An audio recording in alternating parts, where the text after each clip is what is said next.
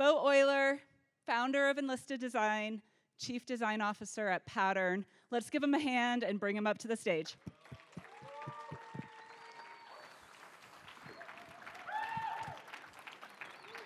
Thanks, Kendra. Appreciate the intro. It's good to be with you. It's good to be back at Accelerate. Amazing growth over the last year. Who was here last year for my Accelerate speech? Okay, a few of you. Cool. So we're going to have some new content. It's been a big year for Enlisted, and we've learned a lot, and we're trying some new things out. And so just trying to live up to, our motto of next level shit. Hopefully you all have a little sticker, next level shit sticker on your seat so you can represent. So what I'm going to do is I'm going to walk you through a few ideas, all within consumer brands, and the way that we approach this idea of creating something craveable, okay? So craveable brands, and we're going to talk about that. You're welcome to take pictures of anything that I show you, and you can also email Andrew at enlisteddesign.com afterward, and we can send you the deck. So don't frantically, feel like you have to capture everything. So like I said, last year has been kind of crazy. So we've won a bunch of design awards and toured the world speaking at different events, mostly to entrepreneurs, to CEOs, to founders, on how to create this emotional connection, this craveability thing between consumers and their products.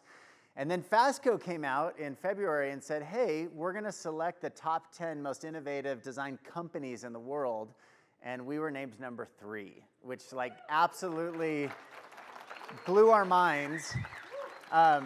Number 2 was Figma, $20 billion acquisition by Adobe. And number 1 was Mischief, who is an incubator out of New York who launches their own brands of products. So really good company, super, super humbled and stoked to be on that list. And part of that is because of the types of projects that we bring on and some of the work that we're doing to really create this creator economy thing that's happening. And I'll walk you through a little bit of that. Here's a shot of our Oakland studio. So we're based in Oakland and Salt Lake. We got about 50, 60 people at Enlisted. So not a huge design agency, but big enough to get it done. Here's some of the clients that we're working with right now. I'll show you some of the work that we're doing with them, as well as a few that aren't up here that we're going to deep dive into what we do and how we do it. So because we're at a Pattern conference, I want to nerd out for a second, okay? Yes, we're a bunch of designers, but also we're kind of obsessed with data and how data can inform our designs. And yes, there's a ton of intuition that happens as we're going through the design process, but we want as much data and as many data points as we can have of the market, of the consumer, of the potential that this market has to grow, and how we can take our brands and partners and help grow or even create a market. So the way that this works, this kind of virtuous cycle of return on investment, ROI, with Enlisted and Pattern can kind of be summed up in this page right here. So number 1, data, right? How do we use predict and the machine learning and the product that Pattern is, and be able to cull out insights to understand consumers and what is making them click on a certain product, buy it, and then hopefully advocate for that product. So once we have this, this bank of data, we then try to do what we call humanize, right? So we humanize the data into something that can be designed around. And so then it goes over to the design team, right? And there's 2 sides to the design team. There's the creative design, which is creating, visuals and product and brand that people are just like, oh my gosh, I have to have that. And then there's the functional design, which is palletization and structural packaging, and how do we create products or packaging for Amazon that is frustration-free, and how can it be shipped directly to the house and direct to consumer across Amazon and into retail. This is kind of the functional side of design.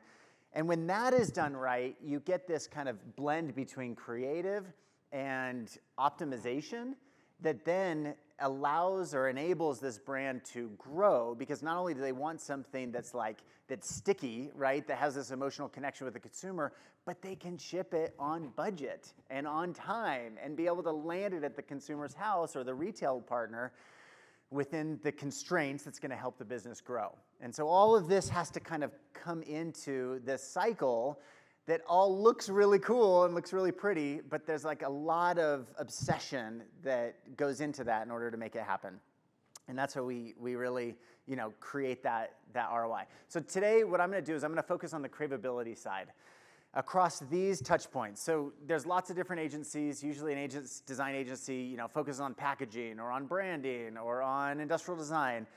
And when I set out 15 years ago to create a design studio that could take over the world of design, I knew that we had to be bigger than just one thing, one touch point for these brands. And so we built a team across all of these different disciplines that are like the best of the best designers that all work in unison to create these different touch points. So strategy, brand, physical product, industrial design, packaging design, the digital UX product, and ultimately the launch. And that launch may be live action video, it may be 3D animation, it may be retail POS displays, lots of different ways to launch. And I'll show you some examples of what those look like. So when we partner with a brand and we begin to understand kind of what needs to happen, we go through this kind of fluid process of defining, exploring, refining, and then realizing something that is generally tangible that can go into the market. Okay, so that's a brief intro of Enlisted Design. I won't ask any questions yet, but we'll get to Q&A. I'm going to save some time for that. So first I want to talk about what is a brand, okay? Before I give you the answer, any idea? Like, you hear the word brand a lot, and it's like, what does that even mean? So what is a brand? Exactly. Perfect, thank you. Glad that you all got the memo. So a brand is a manifestation of a company, a product, or sometimes even a person. That brand has a lot of touch points that the end consumer that's being targeted is going to interact with the brand. And if all of these touch points can be created and designed with cohesion, then each of these touch points will build the brand experience, okay? And that's really important because what happens historically with design agencies, you have 3 or 4 different design agencies, 3 or 4 different people jockeying for their fingerprint on the brand, and then your brand launches and it's all fragmented. And so what we're trying to do is bring cohesion to all of those touch points. And when that's done right, we begin to create this kind of emotion of desire. So has anybody ever had the experience before where you're walking down the store at Whole Foods or Apple or Target or whatever, and you see something, and you may not even know what it is, but you already want it? Have you ever had that experience? Like, I have it almost every day. It's really dangerous, right? And sometimes it's just on my feed, and I'm like, I don't even know what it is, but it's super cool, and I want it. So that's the emotion that we're trying to create with these brands, right? Like, I don't even know what it is, but it's so cool, I want it. Well, how do you do that? When we can create this emotion, it creates a stickiness, and it creates like this desirability to buy the product or convert over to buy the product, and then to bring that product into our lives to use it. And if it's good, and if it's a good brand and product experience, then you want to advocate for it. Like, how much money are we all spending on ad spend, right, to like get people honed in on this click, or in UGC to have influencers say, hey, this is so cool. But ultimately, if we can create the brand the right way, then we have this organic growth, this organic traction of just consumers validate or like sharing it because it becomes part of their brand. So how many people here represent a consumer brand? So CMO, CEO, digital. Okay, cool. Probably half of you. That's great. So I want you to think about a few things as you're looking to either launch your brand or grow your brand or rebrand your brand. Kind of 7 points that we use to understand our consumer better. Number 1, be curious. We don't always know the answer. In fact, lots of times the thing that we start with, the answer that we think we have, is wrong. And so we need to assume nothing and seek to understand who this consumer is and what makes them tick, what creates that desirability. In order to do that, we need to observe them. We can observe them through qualitative research, where sometimes we'll set up panels where we're actually like in the bathroom with somebody, watching them get ready for beauty brand insights, or we're watching them feed their dog, right? And like the interaction that happens there. And so we're watching the way that they tick and the frustration points that they have, or the joyful points that they have, so that we can design around those. And that brings empathy, right? Because now we feel their pain or we feel their joy, and that's really important to make that connection so that we can create something that brings them joy. And then the last two things, just synthesizing all of this data into something that becomes actionable.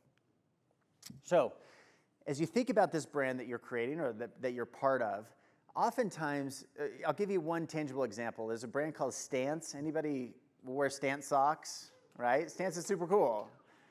These are custom next level shit Stance socks that they make for us. I brought a pair for the best question afterwards, so you can have a custom Enlisted pair of socks. So Stance came to us and they said, hey, we think that we need to do like a brand repositioning or a refresh. And I'm like, okay, that's cool. Let's do a little bit of work, understand the brand. And we came back to them and said, actually, you don't need to do a brand refresh. You just need to create a better consumer shopping experience and better packaging, which is a much lighter lift than overhauling your entire brand. And then I asked them for their brand guidelines so that we could better understand where the brand is, and they had no guidelines. No brand guidelines. Okay, no brand pyramid. And I'm like, okay, maybe we do need to come back and understand, because every time we'd ask a question, it's like, well, what about this with your brand? Like, oh, you got to ask Jeff. Oh, what about this? You got to ask Clark. It's like, okay, so all of these stakeholders hold what the brand is. We need to establish what it is. And so I want to walk you through what we call a brand, or it's a brand pyramid. Everybody calls it that because it's like super, everybody should have this. So number one at the base is your reasons to believe. This is the features, the services, or the goods that the brand provides. On top of that are the functional benefits, which is kind of what distinguishes one brand from the other. This brand does this, that brand does that. It's functional. More importantly, though, you have the emotional benefits. And this is the emotions that come from the interaction that the consumer has with any of these touch points that we had talked about with the brand. Fourth is brand positioning, and this is the way that your brand manifests itself, okay? So like we compare it to a human, right? If you were hanging out with this brand, what do they like? How would you describe this friend of yours? And then lastly, your brand essence. So this is the core of what the brand is that drives performance. And I'll just stay on here because I see a lot of cameras out. So if you don't have this in your company and in your brand, you need to look inside with your leadership team and establish what your brand pyramid is, because if you don't have this, you don't have a foundation to build upon. So maybe you get to 5-10 million in revenue without a brand pyramid, without an understanding of who you are as a brand, but you're certainly never going to extend into 20, 50, 100 million plus, right? Because you just don't have the platform that you need, and then you're just going to be pulled with each campaign that you do. So with that brand pyramid, what I'd love to do is show you a few examples, just kind of high-level examples of work that Enlisted's doing, taking the brands that we work with and extending that out maybe into a new category, okay? So Ollie is a supplement brand that we work with, and they're launching into an entire new category of sleep, which they had never been in before. And so we created a campaign that I'll show you. It's just a 60-second spot to introduce sleep. And it needed to be on brand, and it needed to be aspirational, and it needed to be functional, all of those things that can work within the brand pyramid. So I'll show you the video. Ollie invites you to stop settling for sleep. Immerse in more than just melatonin, and feel your sleep-deprived goblin self float away. Unwind that fried mind with a blend of botanical extracts and dissolve into the well-rested person you want to be, or tuck them in for a full night of total, glorious silence. Ollie's sleep supplements are here to help you sleep like you've always dreamed and wake up being refreshed.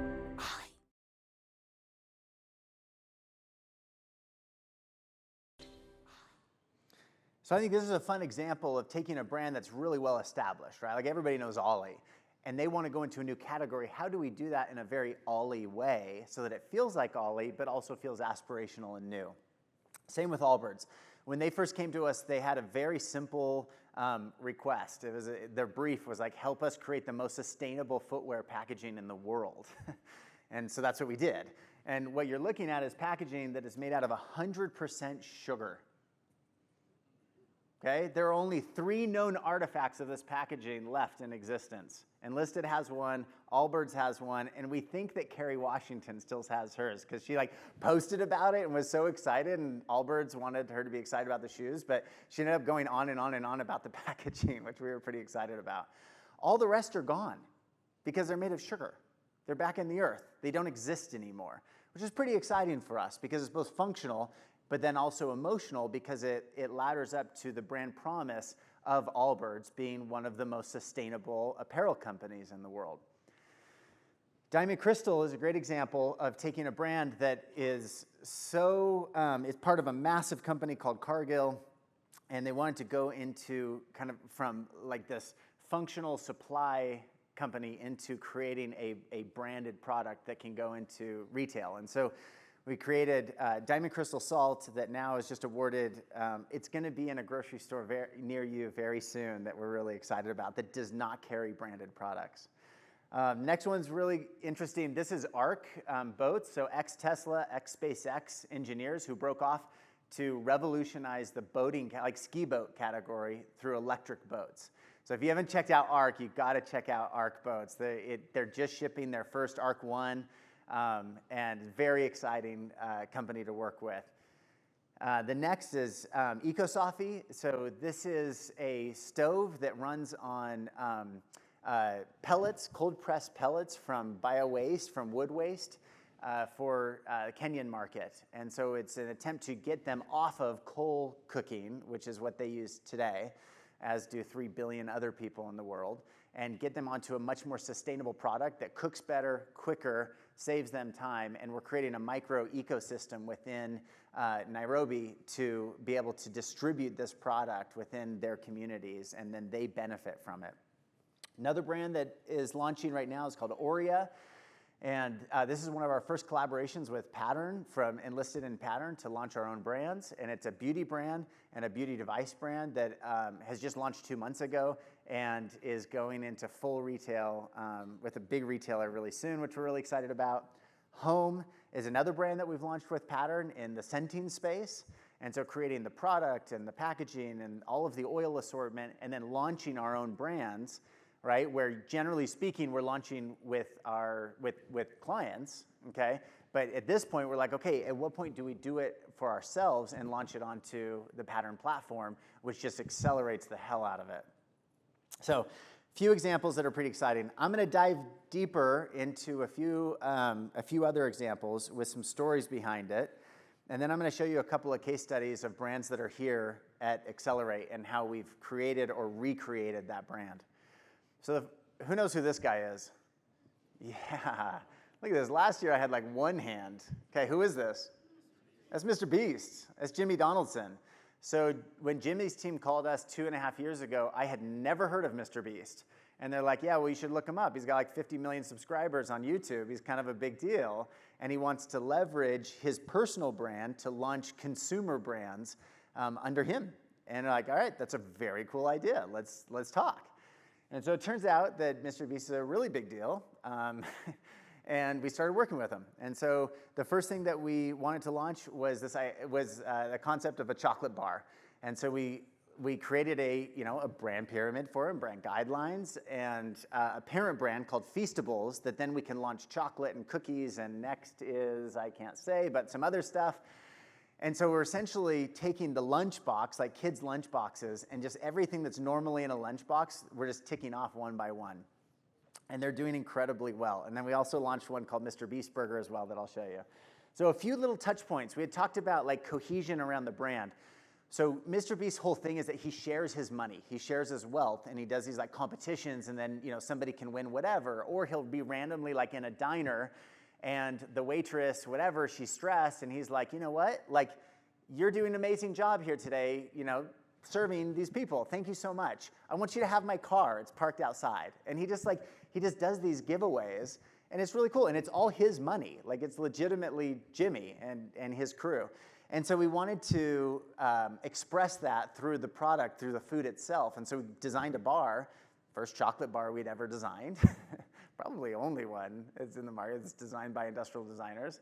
But the idea of like sharing, right? So most of the bar is for the person to eat, and then the end it's perforated or scored, and you can share it out. So some of the other collateral and some of the other concepts that you haven't seen in the market.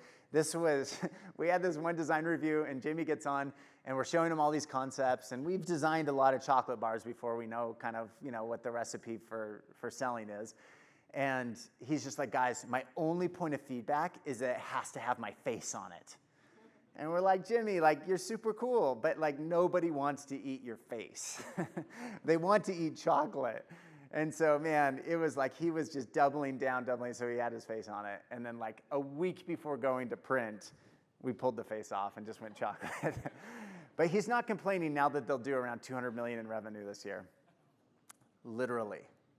Like, think about that with your brand, okay? This launched like a year and a half ago.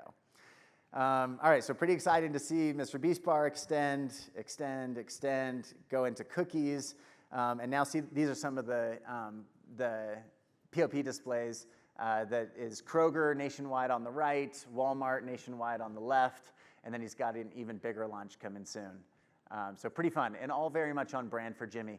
And then Mr. Beast Burger. So this happened during the pandemic where he used ghost kitchens, restaurants that had essentially wound down quite a bit because of the pandemic, and nobody could go to the restaurants. And so he started shipping out the recipes to them. They would make the food and then deliver it to whoever kid's high school, right, for lunch or whatever, or work or wherever. And so it kept the restaurants in business, which was kind of the reason that he wanted to start this. And then it just started taking over. And so they went up to 1,200 restaurants within the first year. And we were able to come in and create an entire brand around that, an entire restaurant experience around that. And so these are some of the artifacts of, the logo, the iconography, having fun with his buddies, naming the different burgers and stuff after Carl or whoever. And then the website and the mobile experience and then the packaging experience. Some snapshots of a really, really fun brand guideline. And then we got a call from Jimmy, and he's like, hey, so we're going to open our first restaurant, like an actual location. And we want you to do like all of the signage and everything. And we're like, yes, we've been wanting to do this. And they're like, and it's opening in 2 weeks. And we're like, holy shit, how do you even do that? And so we assembled the team together, and we pulled it together, and everything from menu boards to ads to the environmental stuff, like it was bonkers. And this is a shot of Jimmy standing in front of his restaurant. He put out a 20-second video the night before at 11 o'clock p.m. and said, tomorrow I'm opening the first Mr. Beast Burger at this mall at this time, come and get a burger. And 10,000 people showed up, okay? By 3 o'clock, he had sold 5,500 burgers and tweeted out, we're sold out, thanks so much for coming. Guinness Book of World Records responded and said, can you verify that you sold 55?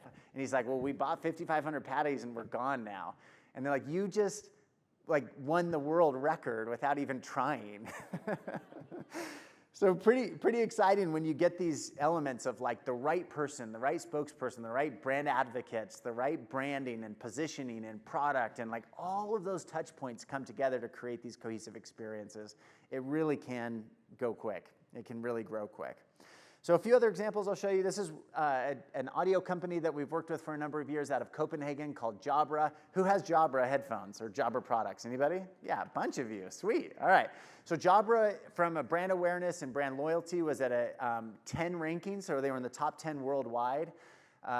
Bose, Logitech, who are also clients of ours, and then Apple was number 1, and then Bose. Now Jabra's number 3 after a 5-year sprint with them and helping them really become a much better consumer-facing brand. So, show you some of our work.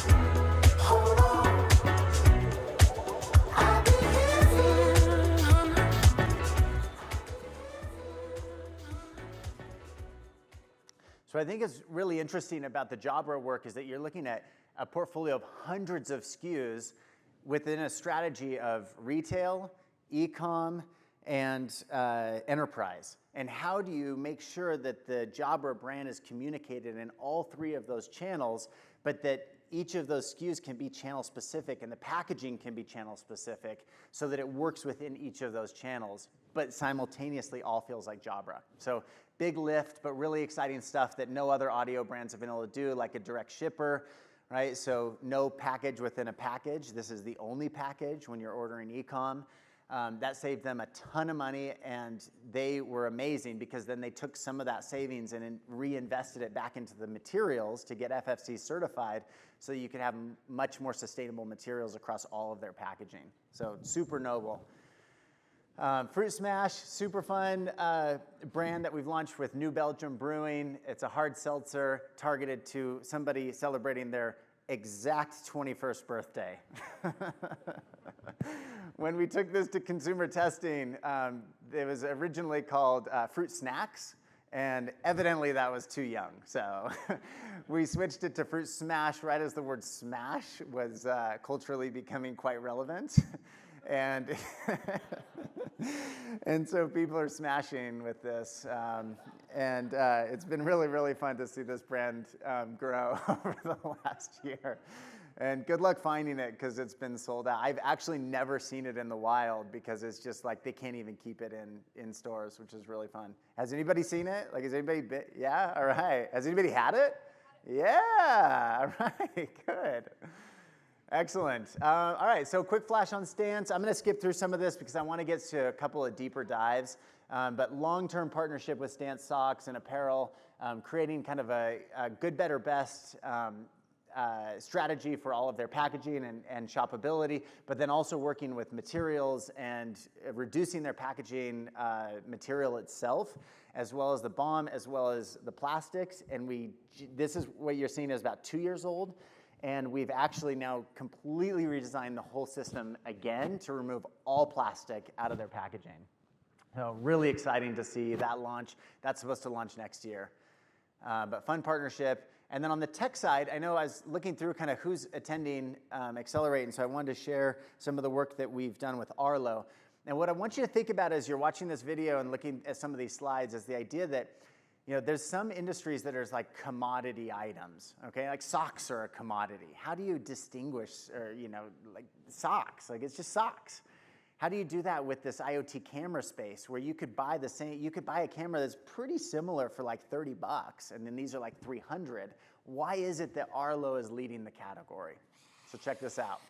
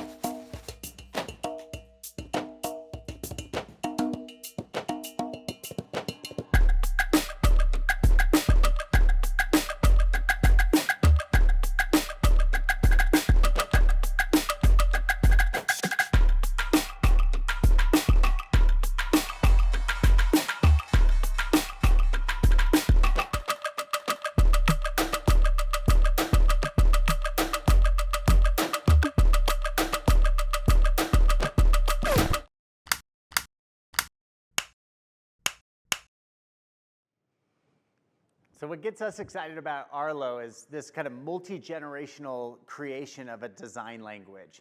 That the idea that you can create a product, design a product that then goes from one product into now like 40 products, but you would be able to recognize an Arlo product even if there was no logo on it. right? And that was our goal from the beginning, because we knew, we could see right away at the beginning that this was gonna grow and really be, start a category, and it has, right? So perfect example, right? Like, those are Arlo products because they're designed with what we call a design language, a cohesive design language that can scale and scale and scale and scale and still maintain its core identity, right? Because it's built on a platform of brand positioning and knowing who they are as a brand. So what's cool about this, companies like Arlo, is that once you have all of this, these touch points all designed cohesively, what we see with a company like Arlo or other companies where it's like you have the design that consumers are craving, then you put it onto a platform like Pattern where you're getting these like multiplication effects, right? Where it's like, okay, they're going, they redesign, everything's cohesive, it's a branding and packaging and product that people want, and so you get this uptick, and then you get it into an accelerator like Pattern and you get this multiplication effect that has just been incredible to watch across a number of different brands. Stance also is on the Pattern platform now. All right, so I'm gonna spend, 5 or 6 minutes kind of showing you in more detail how building the brand the way that I talked about at the beginning is manifest across, a lot of touch points, and diving into some of the details of how that works. So Pupford is a pet brand that's based here in Utah. I think that some of the Pupford crew may be here. And we partnered with them, small company. I think they were 10, 15 million, 20 million in revenue.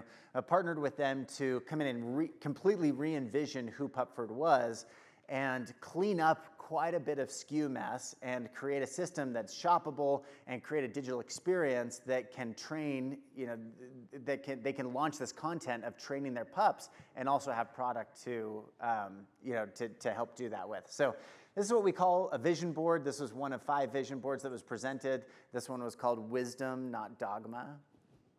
Not my idea, but I love that it is funny. Dad jokes are really big at Enlisted.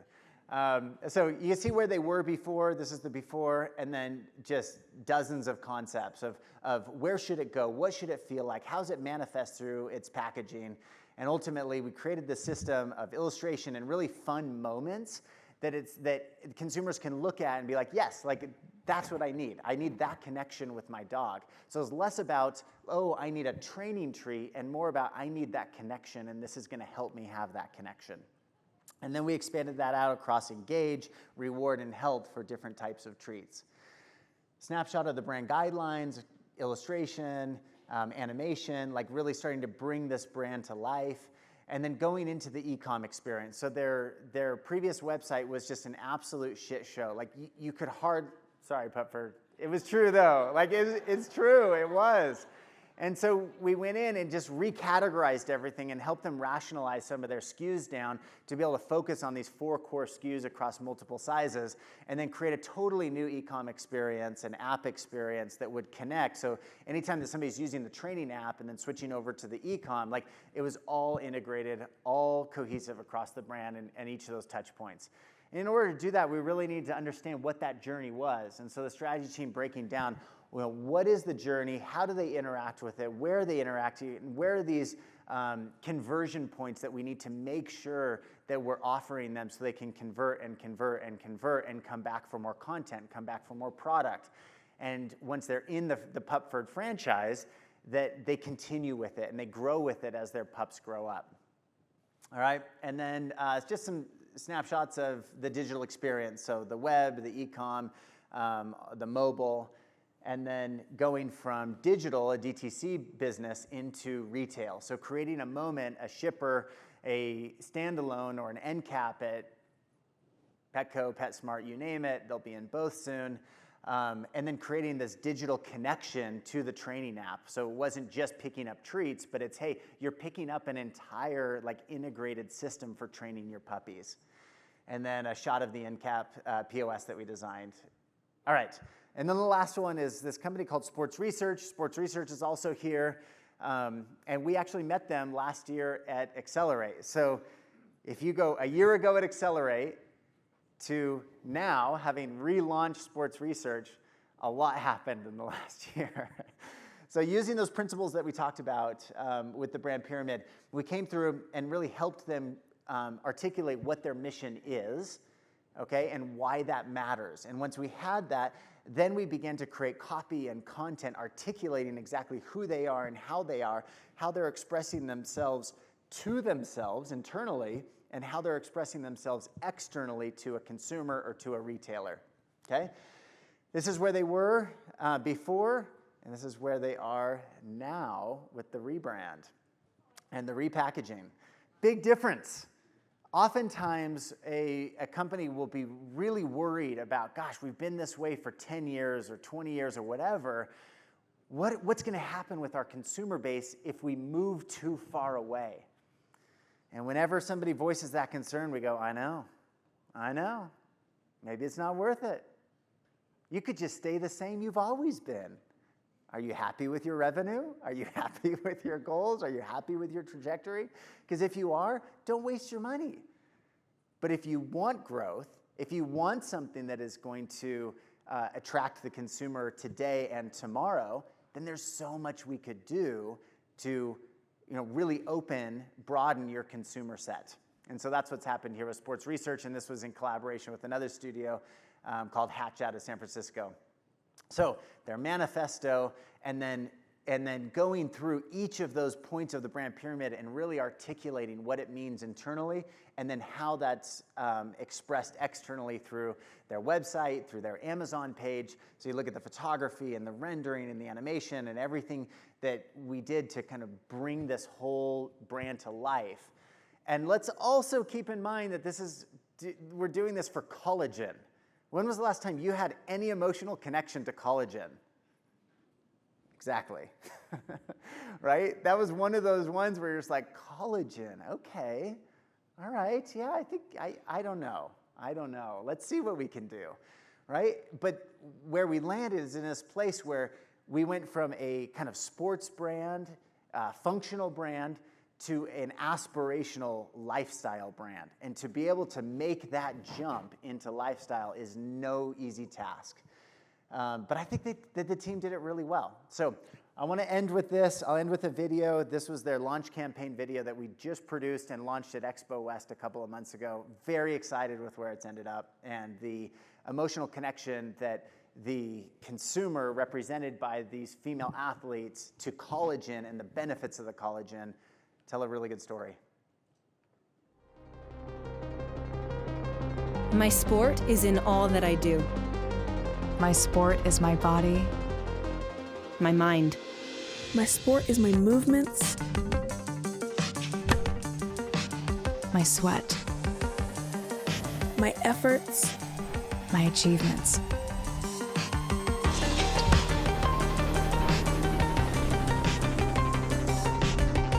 My sport is my strength. My skin. My glow. My radiance. My self-care. My recovery. My sport is my power. My energy. My sport is my balance. My edge. My passion. My everyday wellness. My goals. My sport is my best self. So when you think about the emotional benefits, the functional benefits, the key selling points that need to be on the packaging, like all of the functional stuff that needs to happen, when you ask yourself, how are we going to bring that to life? Like everything on a script that needed to be communicated about this product was communicated, but is communicated in ways that you didn't necessarily even think, oh, they're trying to sell me on the benefits of this product. And when we can speak to the consumer in that way, you get into this kind of girlfriend zone, right? Where it's like, hey girl, I got something that you're gonna want. Hey, you're my friend, I figured this thing out, and let me share it with you, right? And so now you're speaking to them as humans, as consumers, as people, just like we do with the loved ones in our lives. And it makes such a huge difference. And you can do that on your Amazon listings. You can do that on your packaging. You can do that in store. You can do that with video and content. But it's a mind shift. You have to shift the way that you're thinking about your brand and the way that you're communicating it. And you have to be able to have the platform, the brand pyramid, in order to do that, because you have to know who you are and how you are before you can express that to the rest of the world. So hopefully this was helpful. I'm going to stop here and answer any questions that you might have. I've got a pair of Enlisted Next Level Shit branded stand socks for the best question, or the first one, you.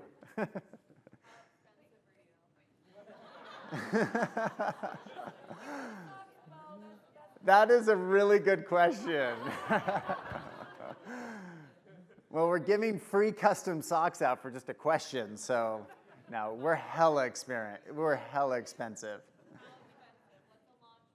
A launch with us, it totally depends on the scope of work and the timing, like 100%. Our projects right now, if you took a snapshot of our projects, range anywhere between 50K to 2+ million.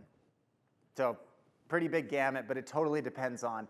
And we love working with startups. Like, we'll usually take 2 startups a year that are doing, anywhere between 1 to 5 million, and sometimes we'll even become equity partners. So Pupford is a good example of that. All right, great question. Thank you. Thank you. No questions are off the table, obviously.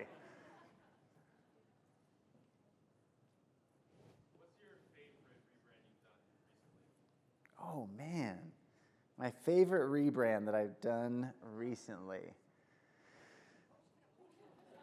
Oh, we've got more socks. That's a really good question. I think my designers are all vouching for their rebrands. No, I think, so Beth just whispered Diamond Crystal. That was the salt that we showed you. I love that one because Diamond Crystal as a brand has been around forever, but like nobody knows it unless you're in the restaurant space, okay? And they've never had enough salt that they can produce to go outside of restaurants. So I love the idea of taking this super sleepy brand that's been around forever and not just revolutionizing the brand itself, but now the entire category because of that leadership. And so a lot of my favorite brands may not be the ones that are like, I think Allbirds is great, right? But it's like, everybody knows that one. I want to go into a category that's unloved, that's untouched, that nobody's given a rat's ass about for the last 50 years, and be able to create something out of it, right, that people are talking about. Those are generally my favorite rebrands. For products like Home and Pupford, where there's like a repeat usage element, how do you bake that into some of the branding where it's like something that they're going to want to keep subscribing to? Yeah. Yeah, no, that kind of traction is really hard to get. It's a really good question. So with the Pupford case, we kind of had this built-in strategy that, hey, guess what? Your pup's going to grow up, right? And so creating all of these training courses that can be incremental so that you're growing up with the pup was really important.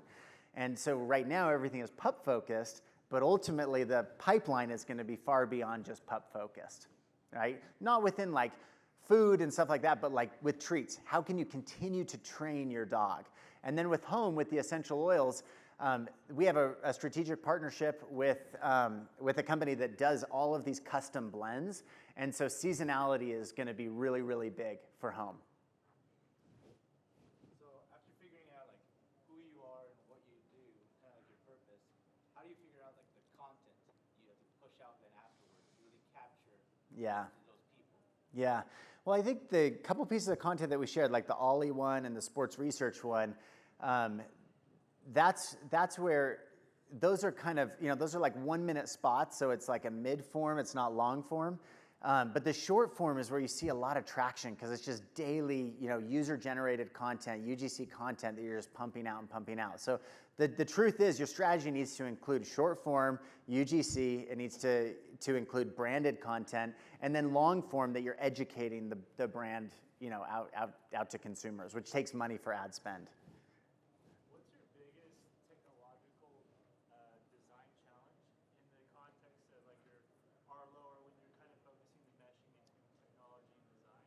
Yeah. And to kind of branch off that, does AI ever influence or what are your thoughts? Yeah, it does. So I'm really excited about AI. We've had Midjourney for a few months now, which is kind of funny. It's like few months, it's so long, but it's moving so fast, right? And chat as well that we're using. In fact, my write-up that we did for this, we did through chat. And so the way that we're using AI, for example, or Midjourney, is that we're using it as fodder for thought. So we've never presented anything generated through Midjourney to a client as a finished product, and we're so far off from that happening. But where we do use it is to say, okay, Enlisted is generating 100 concepts for packaging or whatever, okay? Do we, yes, create 20 of those as base concepts that create inspiration for thought, maybe thinking about something differently than we would have thought. Where we find the hole right now is that it can generate a ton of content, so quantity, quantity, quantity, but the quality isn't there because it's missing that kind of market appropriate or consumer appropriate design. And that's where the lack is. That's where we still need, maybe it creates 50% of the concepts, but we still need the designers and the intuition and the data to come in to make it right for a certain consumer in a certain market at a certain time. Okay, one more question right there. For video? Yeah. Yeah. Cool. Absolutely, but I wanted to see how Dave's went first. Good question. One more.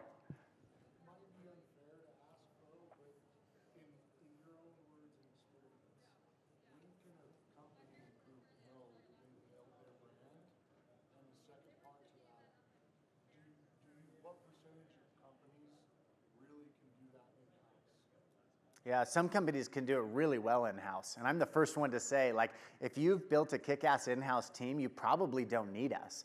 Unless your company's growing so fast that you've got a stack of projects that your in-house team just can't get to. So oftentimes we'll work with companies that have really, really good in-house teams. And we actually prefer working with clients who do have somewhat of an in-house team. But we'll generally come in for like the bigger picture stuff, right? We do a lot of work with Amazon. Amazon has like 500 designers in-house, okay? But they come to Enlisted to help generate the future work. What's the future of fill in the blank? And then the second one was, how do you know that you've made it as a brand? Hopefully you never do. Really, like stay hungry, right? Like your brand needs to consistently evolve. If you can see brands that did a really good job coming out of the gate and then just stayed put for 5 years, for 10 years. And it gets really scary because they get comfortable in their own stink. It's a really nice way to put it. All right, great questions. You guys, thanks so much for being here. Hopefully this was helpful. Happy to chat at the Enlisted Brand Bar after.